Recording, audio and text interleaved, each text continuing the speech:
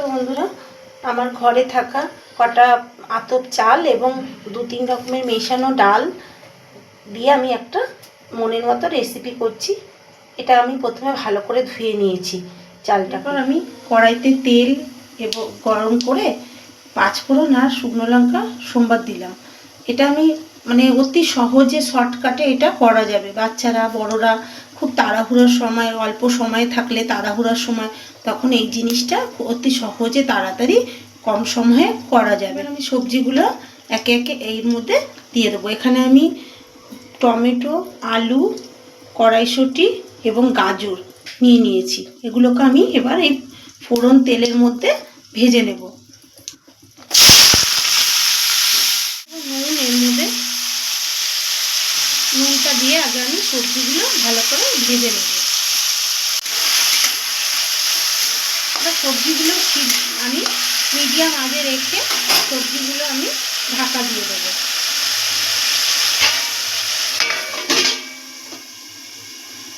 ঢাকনাটা খুলে একটু নাড়াচাড়া দিয়ে দেখো ওটা সিদ্ধ হয়েছে নাকি। একটু না, এটা আর একটু হবে। এবার আমি এর মধ্যে একটু হলুদ দেব।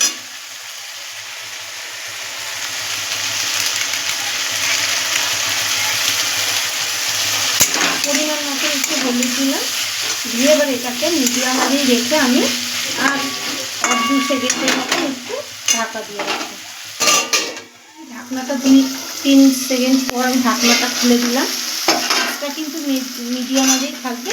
এবার এটাকে আমি ভালো করে নাড়িয়ে এর মধ্যে আমি চালটাকে দিয়ে দেবো।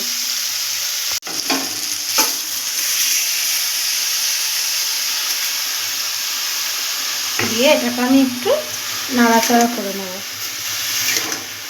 অতি কম সময়ে এই খিচুড়ির মতন এই রেসিপিটা আপনারা ঘরে করে খেতে পারেন। বাচ্চা বড় সবারই আশা করি এই রেসিপিটা আপনাদের ভালো লাগবে। এর মধ্যে আমি আর একটু নুন দিয়ে দেব, যাতে পরে আর নুন না দিতে হয়।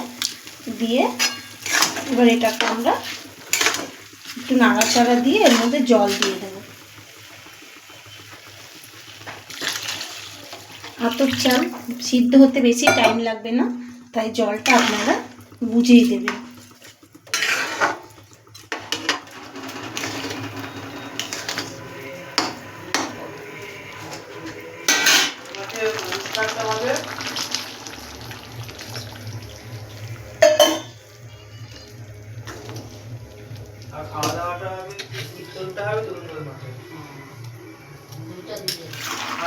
দেখুন আমাদের এটা খিচুড়িটা হয়ে এসছে।